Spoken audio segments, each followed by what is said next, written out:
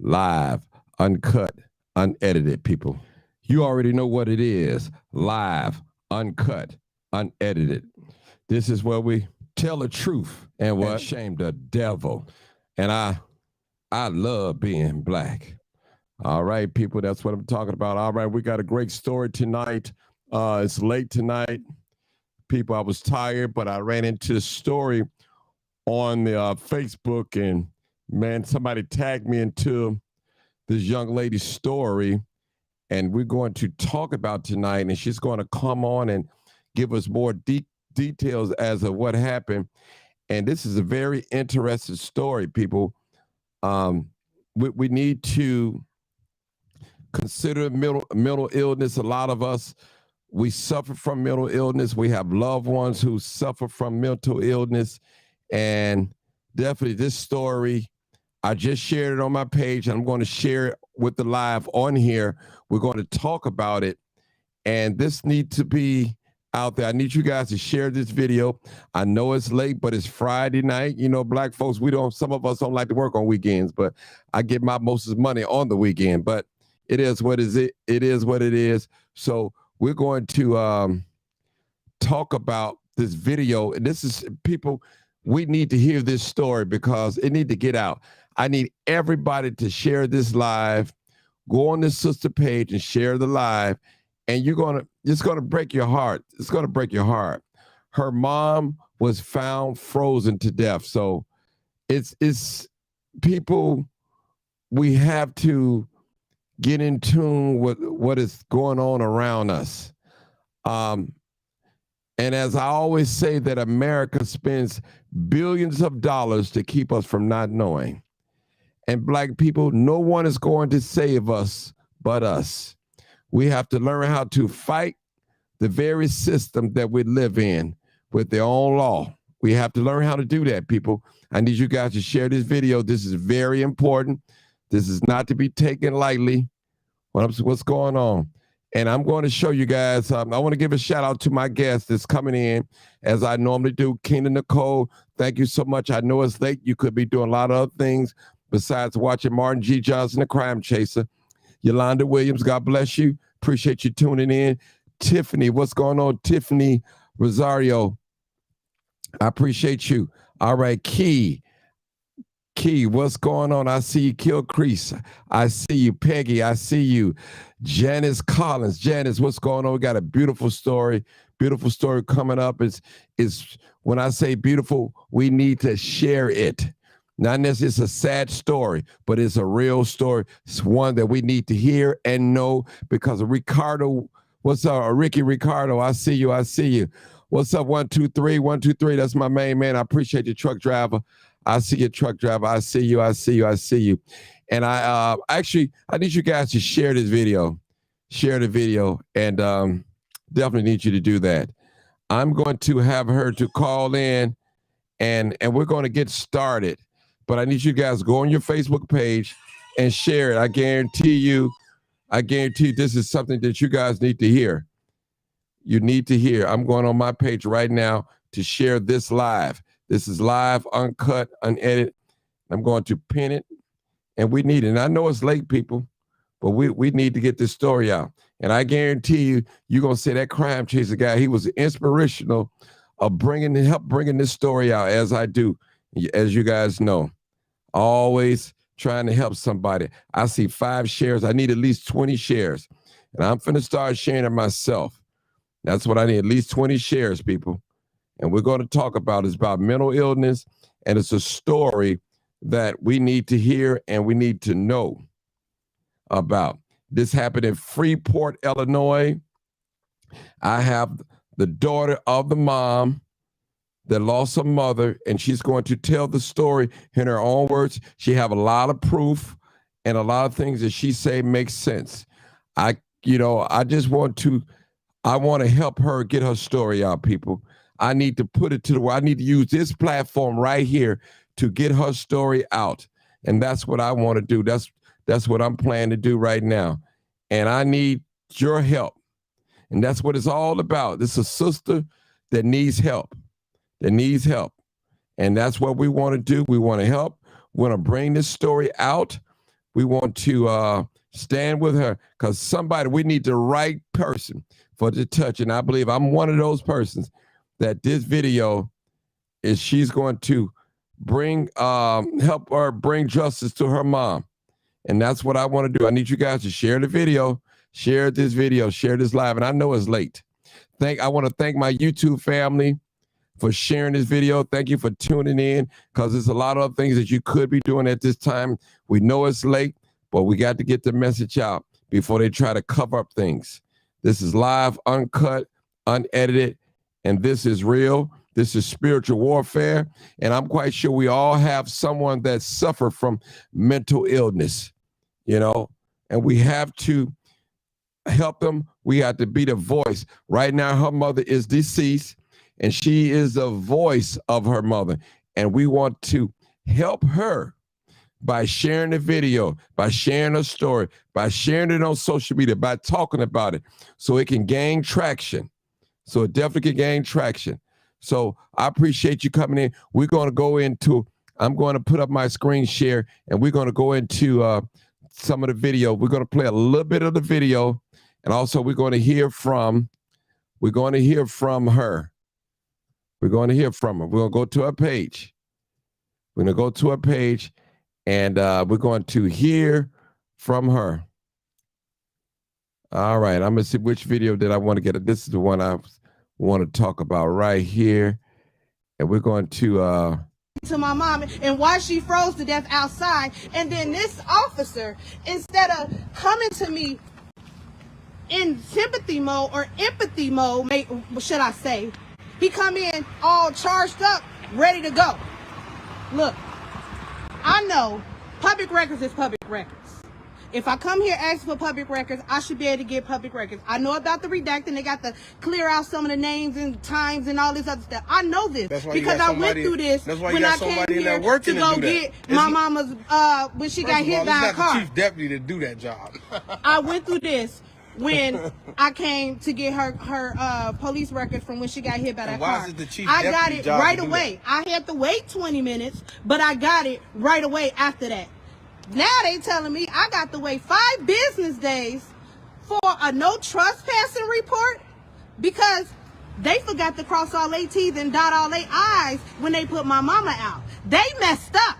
And now that they know that I know that they messed up, now they trying to cross their T's, dot their I's because they don't want to get in trouble. But you are already in trouble. Because see, my mama had a daughter that was going to stand up for her. My mama had a daughter that loved her no matter what. I didn't care what she went through, how she called me, what she called me. I still was there for her. And because they seen that I was no longer in the state of Illinois, they thought that they was going to be able to do what they wanted to do to my mama. But I'm not standing for it because now I'm back in the state of Illinois. And I'm not leaving until I get justice for my mama. This here is some BS. I wouldn't lie before when the BS was going on when she got hit by the car. Now she's dead. And it's still BS.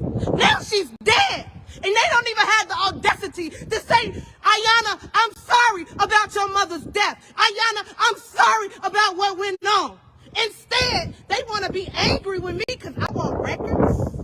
Give me the records I asked for.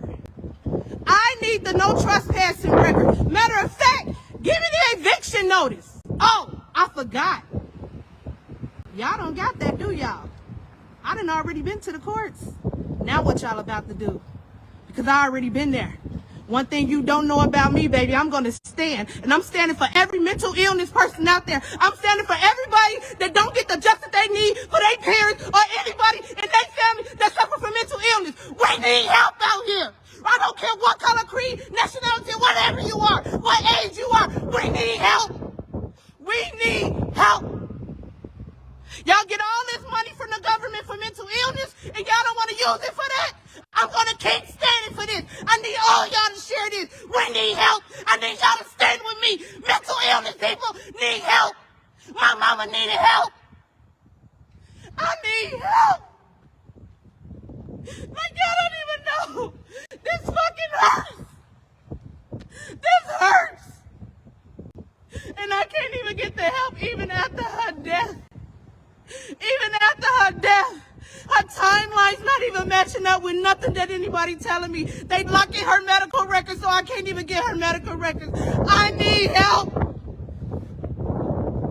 I'm tired of this. Everybody blaming it on the coroner. The coroner did this, the coroner did that. Well, guess what? I done been to the coroner's office. I done sat and talked with the coroner, and he said he didn't do any of that.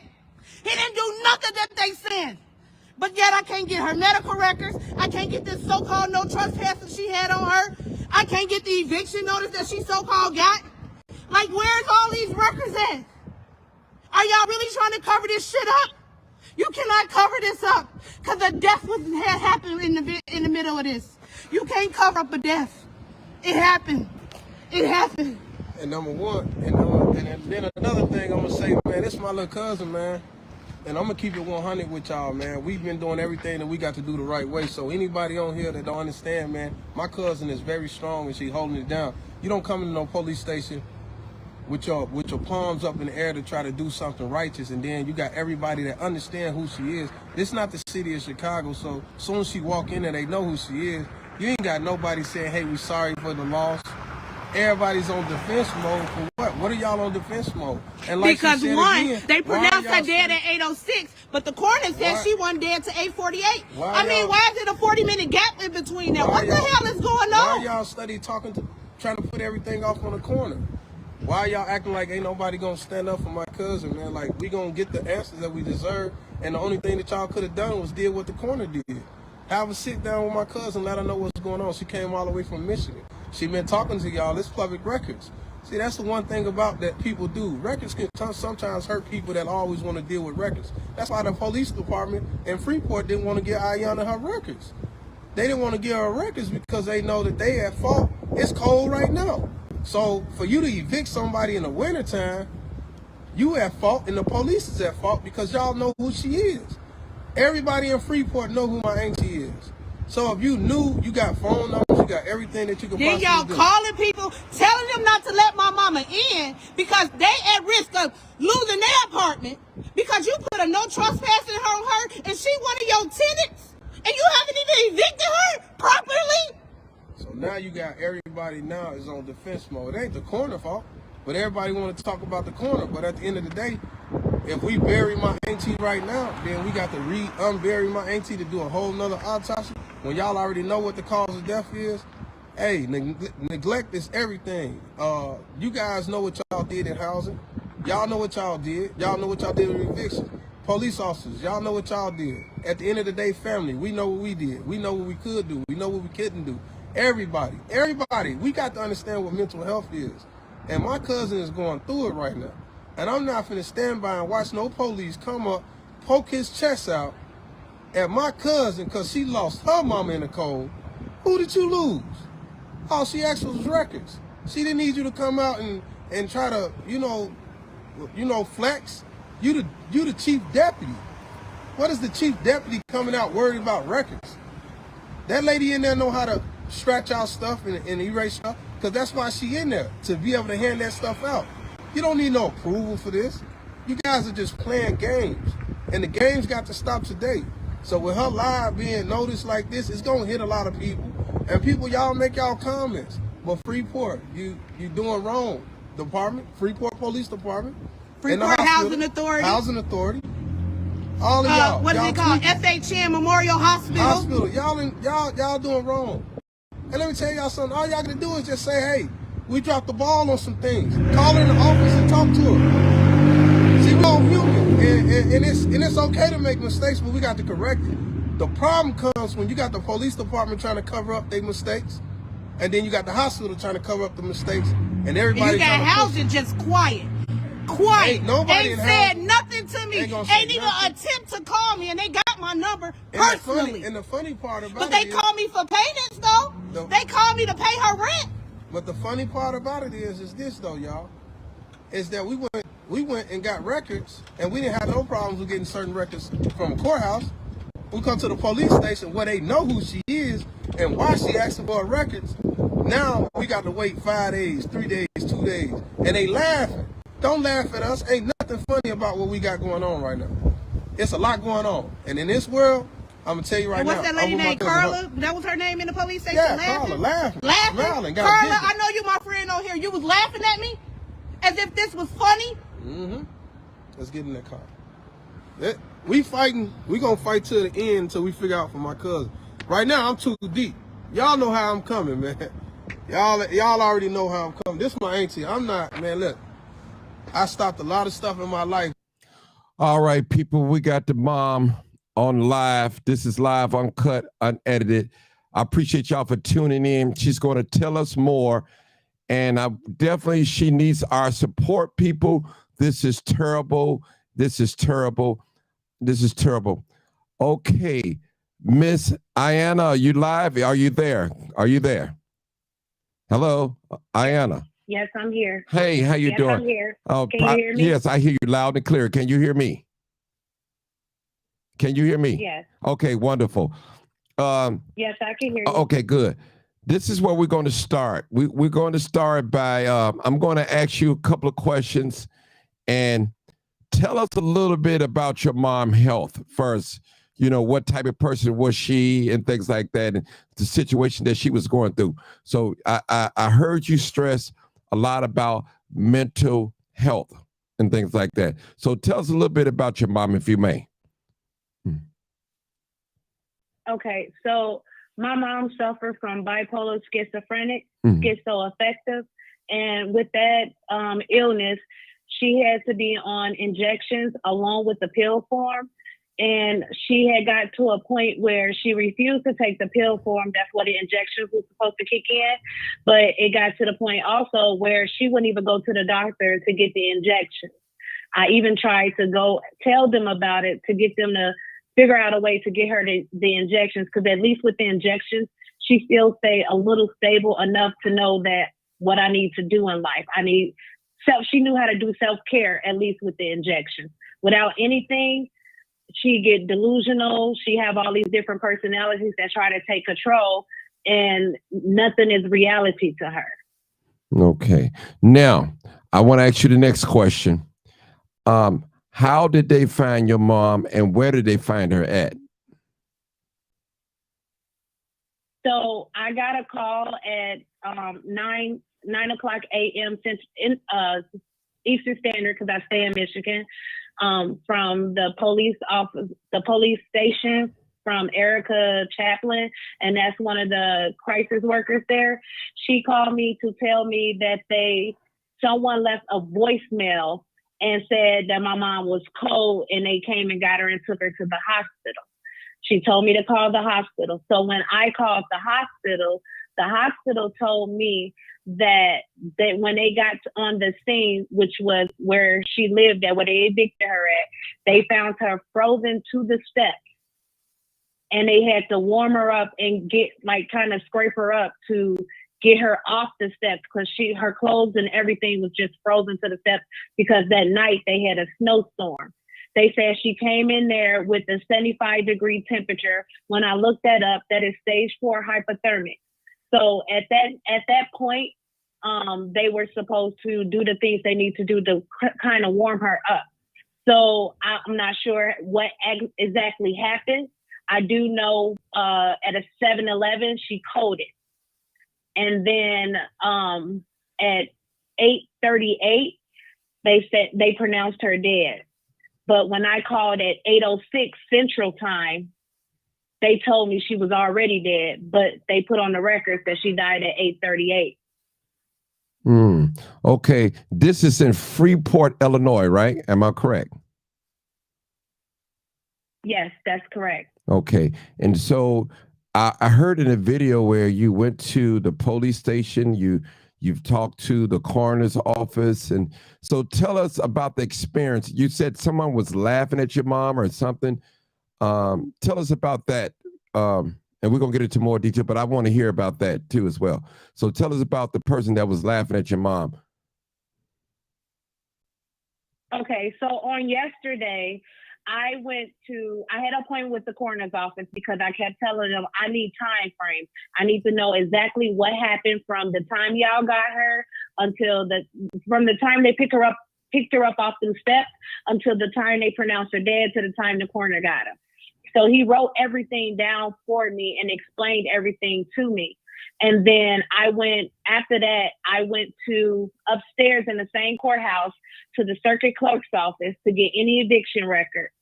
And they gave me the latest eviction record she had was in 2019.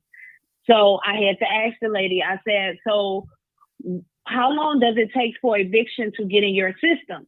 She told me 24 to 48 hours. Yesterday was well over 24 to 48 hours from her eviction, and it was not in the system. So I had them print out her last eviction. From there, I went to the police station, and I went to the police station to find out the type of no trespassing she had on her. So when I first got there, I asked the lady, her name was Carla Green. I asked her, can I get the no trespassing on Frankie Fleming? Any no trespassing she had? So when she first looked, she claimed that it was nothing there. So I said, well, can I get the no trespassing for housing that she may have on her?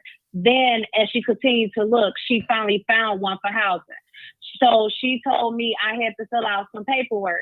I was filling out the paperwork, and as I was filling out the paperwork, she was behind her computer messing with her phone like she was texting somebody or I don't know exactly what she was doing, but she was messing with her phone. Mm-hmm. When she came back to me, she said, I have to go get this approved before I could give you the paperwork. She went and talked to whoever she needed to talk to. She came back to me and said, well, I cannot give you the records. It's going to take up to 5 business days before you could get the records.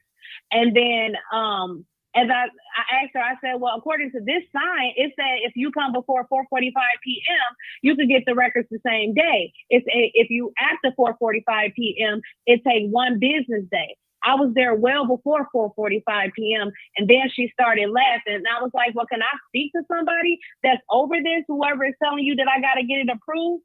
So the chief deputy came out to talk to me. And when he came out, his whole vibe and body language was like basically aggressive. When my cousin and I started talking to him about why I had to wait so long, especially when they got a sign on the window, he started telling us, well, I got this to do, I got that to do, I got to go to court, I got other people ahead of you that need to get stuff done.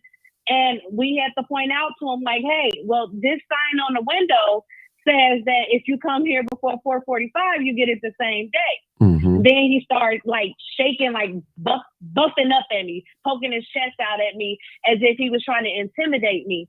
Now, they know what's going on because they didn't see me before. So in the midst of that, my cousin was like, dang, the least you can do is apologize for, first of all, coming out here like that, all aggressive on police mode. And then he said, and you know the situation that her mom just had. You haven't even said, I'm sorry for your loss, so my condolences to you. You sitting here just mad at her. And I had to tell my cousin, just look at his body language. His body language says everything he's trying to relate to us. He said, you say the wrong words, I'm going to arrest you for no reason, really. I don't care what you have to say. I'm just going to do what I got to do, and what I said is what it is. So as he looked at me, after I said that, he looked at me with a frown on his face. So I tell my cousin, come on, because I can see where this is about to go. So when I left up out of there, that's when I went live about it. Okay. All right. Now, as earlier we talked a little bit before we got on this live. Now, they did evict your mom, right? You said they had some papers, right? Eventually you found out eviction took place. A judgment was entered on what day, you said? December 14th, 2022. Okay, December the 14th. Okay. Now, and supposedly they physically removed her or made it where she couldn't get back into her apartment on what date? February the 13th, 2023. Okay. And she was found on the porch on what day? February the 17th, 2023 at 6:10 a.m. Okay. And the housing complex, you are familiar with them, right? Correct? Yes. Okay. Yes. And I remember one time you told me that your mom had got behind in the rent and you paid the whole thing, correct? Yes. In April of 2022, my mom had got a year behind, and I came and gave her a cashier's check because she called me and told me about it. And I really didn't have the money, but I found a way to get the money, and I came and brought a cashier's check to her. Okay. Okay. All right. The next question is, so who reached out to you? I think you said it earlier, when you found out that your mom was in the hospital. Was it the complex? Was it the police officer? Or who was it? I think you said it earlier. I'm not sure. It was the social worker that works in the police station. Her name is Erica Chaplin. Okay. And what did Erica exactly had to say about this whole situation when you spoke with her? So I spoke with her earlier today, and I asked her, I said, Erica, when you and I talked on the phone back in, it was like November, December, I said, you told me when they decide to put her out, you were going to call me. You did not call me. She said, well, I didn't know. I said, but you work in the police station. And then she said, well, that was the sheriff's department. Then I asked her, I said, what is your position here? She said, I'm the social worker here. I said, so what are you supposed to do here as a social worker? She kept trying to beat around the bushes saying what she really do. So she said, I have many jobs here. I said, but you deal with the mental illness. She said, I don't just deal with the mental illness. I deal with other people too. I reached out to other services and I told them to call you, but no one ever called me. She said, well, that's not my fault. I didn't do that. Then she tried to go back and say, didn't you say you came up there for Christmas? And I told her, I can't force my mom to do nothing. That's the reason why I reached out for help, because it was difficult for me to even force her because my mom seen me as the enemy. But she will act a little better when it's people that she don't know versus me, because in her eyes, I'm the enemy and I'm trying to pull her away. And that really wasn't what I was trying to do. I was trying to help her, but her mind was telling her something else. Okay. Hold it right there. I think I got a caller and I want to see what this caller have to say. Hey, 217 caller, what you want to talk about? We're caller. Hi, Martin. Hi, everyone. Yeah, this is Monique, and I'm calling in because I understand where this young lady is coming from about her mother, because I take care of my mom. She has the same illness that this lady's mom had, schizophrenic, bipolar. She was in the mental health facility for close to almost like 30 years. Up until they released them and released her and some others and put them in their own housing. And I was saying to them, I say, how are you guys just going to release my mom, who's been in the system all these years, into her own place? She cannot live on her own. I said, the family have came to that conclusion over the years. And so, anyhow, they would not listen to me. They act like you don't know what she's talking about. They do what they want to do anyway. So they put her into her own apartment. Okay, the building ended up having a fire because they put her in a building with other mental health patients instead of just, putting them like in a assisted living facility, like a step down place from the mental health place. They just push down here into society. And if they don't have family members that's around the clock seeing after them, anything is bound to happen. And I want to say with the medication, my mom takes it, but it causes a medication fog, which means it gives off symptoms like she has dementia and she forgets stuff and stuff, things like that. So it has to be someone around to make sure that she takes these her meds. Because if not, it's easy for them to, get off and not, get into taking their meds regular, like their schedule to take, excuse me. And so, you have to have, like I said, a family member. And with me, I had to, during the pandemic, I ended up giving up my job in the hospital and taking care of my mom full time. But I went into the same problems with the state and the caseworkers. If you don't know how stuff goes, or whatever, they'll try to play you. Oh yeah, we looking at it, we told such and such. But see, me and my family, we stay on them. And see, about the medical field, we know about that. So anything they be trying to tell us, we be like, no, it don't go that way. You can't tell us this. I was telling them that my mom, I said she's very forgetful. Her cognitive skills is not there. She cannot get on the bus by herself because they would tell her to catch the bus up to their place. First of all, you're a caseworker, you get paid, you all can come pick them up. You get paid for your mileage and picking up your clients or whatever. They don't want to do that. You telling them certain things that their parent need. They don't want to see about that. They just push folks to the side. So then you have these people that's out here on the streets with the mental health issues. You know, they're snapping out, they're losing it, or you know what I mean? You have a bigger problem. Or they end up like in this lady's case. Her mom ends up, you know, passing away. Nobody is just saying nobody cares. Mm-hmm. And thank you, Monique. Hold up, Monique. That's why I was asleep. Y'all know I didn't even go live tonight. I was so tired. And when somebody tagged me into her video, and Ayanna video, and I was like, man, I listened to it. I said, man, I got to get this story out. I got to get it out. This young lady is crying out for help. She done lost her mom. And we spoke. I inboxed her. She got back with me ASAP, and we talked and all that. And I explained to her who I am, what I do. I bring stories out like this, and I just want to help. And I know it's a lot of things that is not lining up with this story where they're passing the buck. You know, this agency is blaming this agency, and that agency is blaming this agency.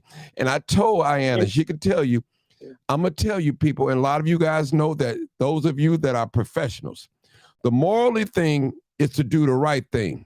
But the business thing is not to do the right thing, to protect the interests of the company from being sued. No one wants to volunteer information that their company is negligent on. They're not going to do that. And most workers know better. They're going to protect their job because they're afraid of being fired.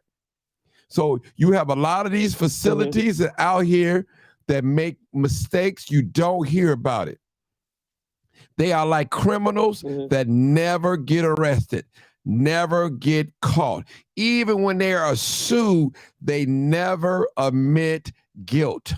They never admit guilt. And so this is exactly what Ayanna is going through right now as we speak. She need a voice. She also, she seek legal advice, help. So we'll talk about it another time, but we on here trying to get this story out. Make sure you guys share this video. Go on her page and follow her. If you know anybody that live in Freeport, Illinois, that live in a facility where her mom lived that might know some information, please reach out to her. Please do. Please reach out to her. Ayanna, is there anything else that you want to talk about as well that you probably forgot? Like I said, I'm just not only trying to get justice for my mom, I'm just trying to get justice for all mentally ill patients out there because they need a voice. They don't have their own voice. And us as people, we have to be their advocate. We got vets that's disabled and mentally ill, and they served our country, and they don't even have people to talk for them. So I'm just standing up for every mental ill person that's out there. I am their voice.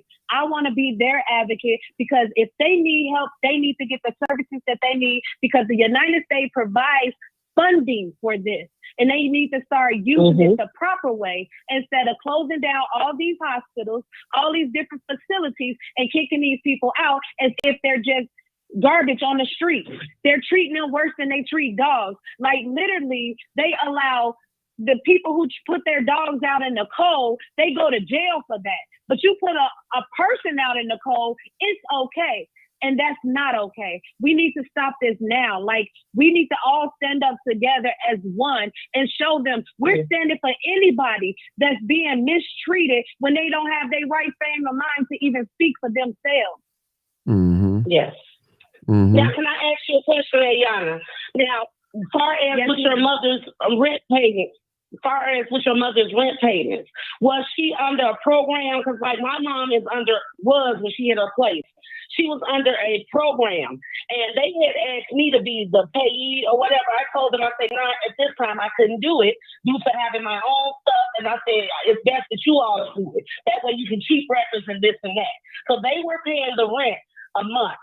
So was that in your mom's case, they were paying the rent, or she was just getting her own money?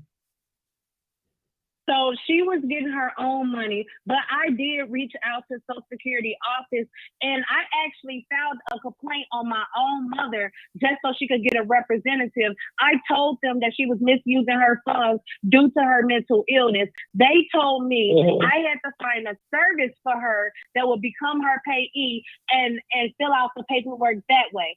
So I went to Jane Addams Mental Health Clinic up here in Freeport, Illinois, and I talked to people in the office. I literally talked to the lady named Dina. I don't know her last name. Her and another lady was in the office, and I talked to them, and I cried and I pleaded out to them, and I told them what was going on, and all that they could say to me, well, if you could get your mother here, we will help her. But if I can't get her out the house, I got to call the police on her myself just to get the help for her. What makes you think I could get her there? So yeah, and I understand because on that side. And I'm just going to tell you, Ayana, you know, yes, it's good that you want to be an advocate and you probably want to get a lawyer, but it's going to be kind of hard because if they wasn't the payee, you get what I'm saying? It's easy for them to place blame. And that's what they're going to do. Like Armin was saying, like they hardly ever get in trouble. Since you said that you spoke with someone and nothing was in paperwork or none of that, no documentation, excuse me, that you know, in that part, you're going to kind of have a little hard time, you know, just being honest. Because, like, if they was the ones that was supposed to be in charge of her payments and wasn't getting paid, then, oh, yeah, big time, they would be in trouble. But it's going to be kind of hard with that. But I understand where you're coming from, though. Well, let me just say this. I have to step in. Let me just say this, Monique. She do have a lot of documentation of things that wasn't handled properly. So there are some things that was not done correctly, you know. And as the people that where she mom lived at, the resident where she lived, they were familiar with her, very familiar with her, and they all knew the situation that the mom was in. They didn't handle properly. What they probably do, they wanted her mom out, and this is the best way that they did get her out. I mean, like she said, everybody in Freeport knows her. She, you know, knows her mom and things like that. So this is what happens when they think that you don't have people that love you or have your support. And again, let me go back to this. You have white supremacy. White supremacy don't love nobody. What they're doing, they are protecting their white interests of this country. As the sister said, the coroner, they pronounced her dead at a certain time, but the coroner pronounced her dead at a certain time. So that was a 40-minute gap. So something is not right. And even with the records, even with the records, they didn't want to release the records and still didn't, the medical records. They did not want to release the records because there are some faults here and they know it. They know it. Everything wasn't done correctly. Now, what I do know here in Illinois, they do evict you in the wintertime, but what they do is they don't put your stuff out. They have you to work out a deal with the landlord or property manager where you can come back and get your stuff. But they do lock you out of the house and things like that. And like Ayana said, that the social worker of the police department knew what the situation is. She's supposed to hand it over resources to the young lady's mother. You have to do that, people. You just can't throw people out, and you have to have them resources. You have to point them in the direction of a shelter or a group home or another setting. So that's how things are done. So protocol was not intact here. Protocol was definitely broken from what I see. And I guarantee you, she have lawsuits with the S, more than one. Ayana, did you want to say anything after I said that? Go ahead, Ayana. Go ahead, Ayana. No, all I want is just justice. Like, y'all, they've really treated my mama worse than a dog. You let her sit out in the street. And the last thing, you all didn't call me. Even to this day, a whole week later after she died, I still haven't got a call from housing. And they know my number. I don't understand this. Why you don't want to talk to me now? What is the problem? Hold on, my dear sister. I have another caller. I'll let you talk, Monique. Just give me a 7656. Hey, caller, where you calling from? No problem. Okay. Hey, caller. Hi, Martin. This is Sci-Fi, whatever my name was on here. But I wanted to let the young lady know that I also have a mental illness and know what her mom was going through, because if the meds aren't working right and things aren't going right, and to lose your housing on top of having a mental illness, that just, in their mind, it's basically, when I went through an eviction, it's like your mind just collapses because you just can't handle it, because that's your whole structure, is having a place to live. And when they did that, they did it dirty, definitely, because that's not how an eviction and any kind of housing authority does. They don't, that's not supposed to be how it goes. They're supposed to, when you go to court, they're supposed to offer you social services. They want to make sure that you have a place to go if you're getting put out. They just don't come and take out your stuff and lock the door behind you. That's not how. See, I live here in Chicago, and CHA is a total different housing authority. Freeport, Illinois, from what I've heard of other people in my group, they said it's a very racist area. They don't give a care about anything. It's nothing. They don't care about helping people. They don't want to do anything to help anybody. It's a small town. It's just basically they have their police force. They don't have much of social services or anything there except what you get from the state. So I was just getting the feels because I know many people that have gone through this. And if you want to give the young lady my phone number, since you have it popped up, and I can invite her into my housing group, because we have people there that are attorneys. We have people there that specialize in legal rights and can guide her through the paperwork, because she definitely has a lawsuit, in my opinion, in what they did to her. That is just,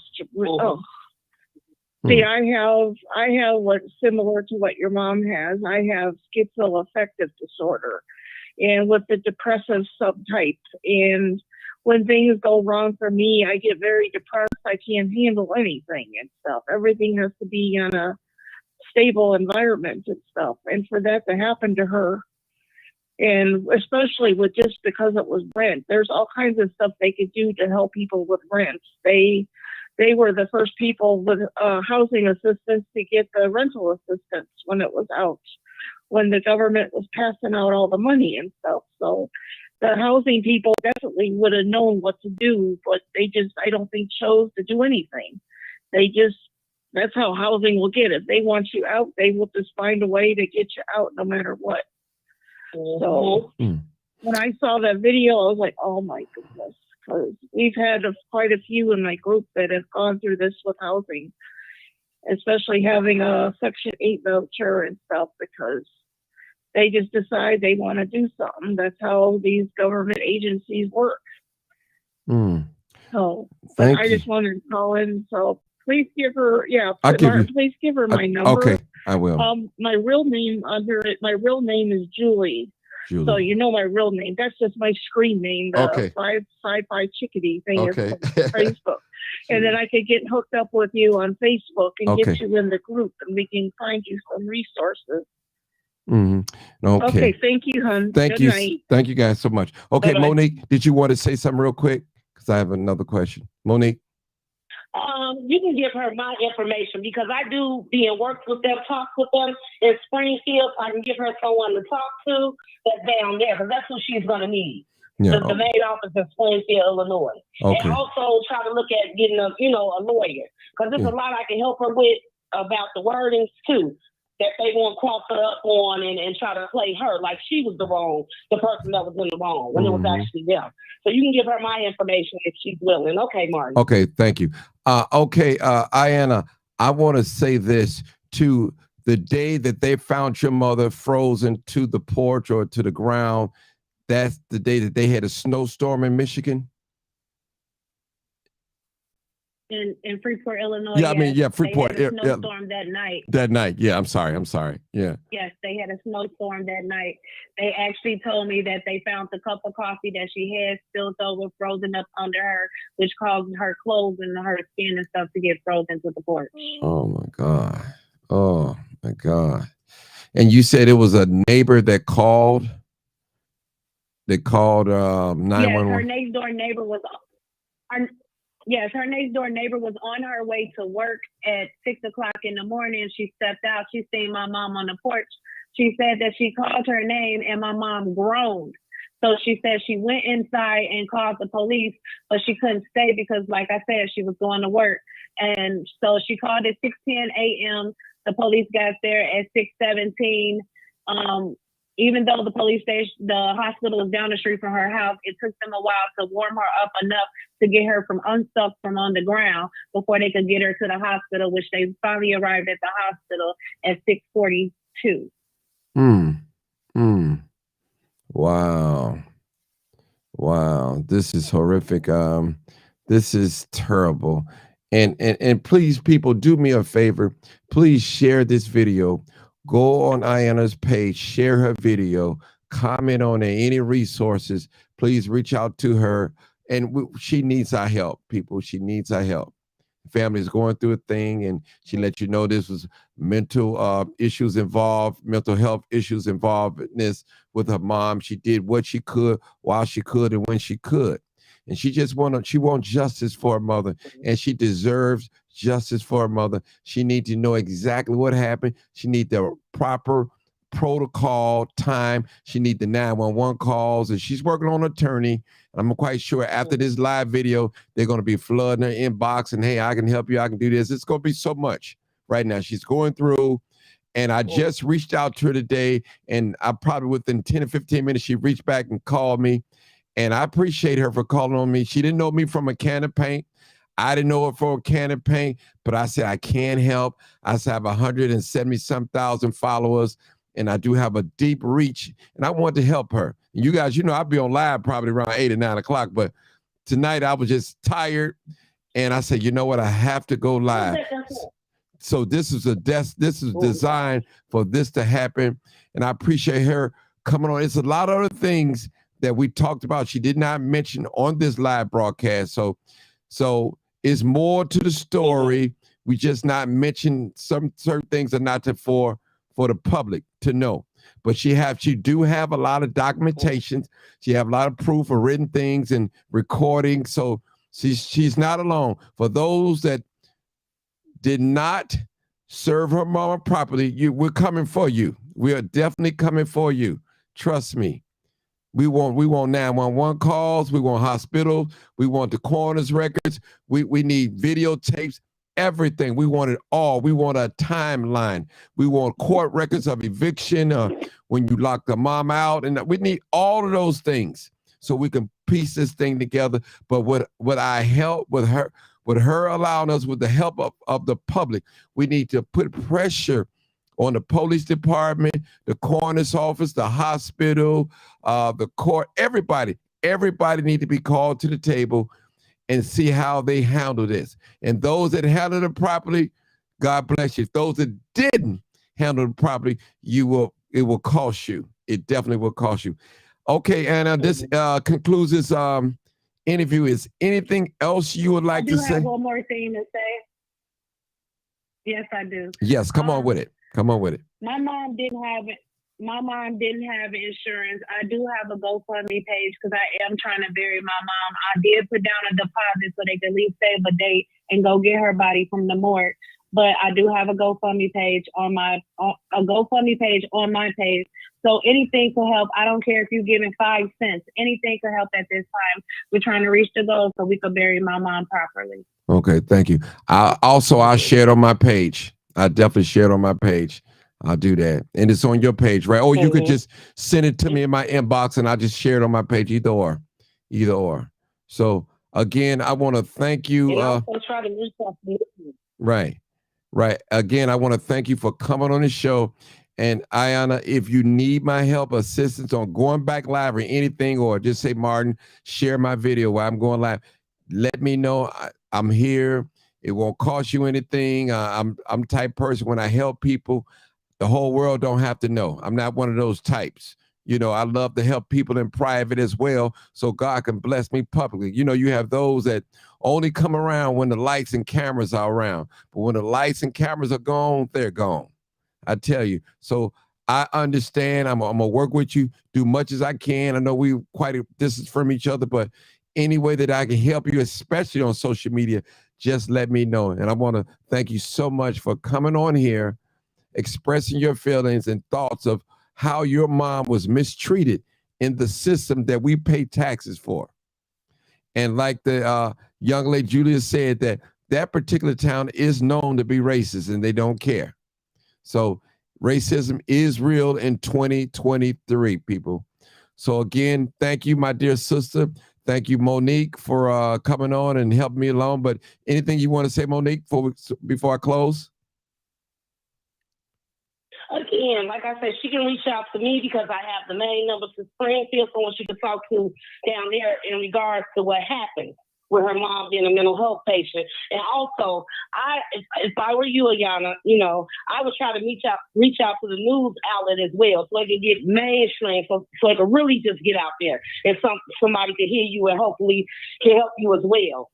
Well, listen, it needs to be known what happened. Yeah, and no, and that comes to the point. When we don't have the mainstream media, that's why we have social media. That's why you guys need to share it on your page. Mm-hmm. Social media is a platform as well.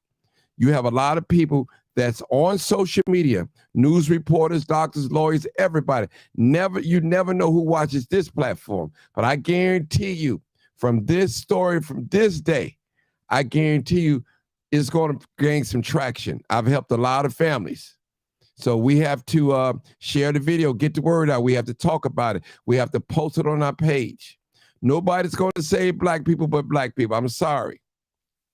For all those that want to help us, it is appreciated. But we have to get this story out. We just cannot continue to talk about it and don't do anything.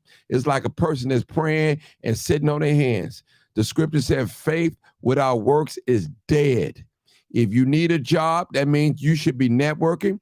You should be trying to prepare a resume and look and asking people. You just can't pray for a job and sit down and just say, I'm going to wait on God. No, God don't operate like that. Don't operate. He's an action. He's an action.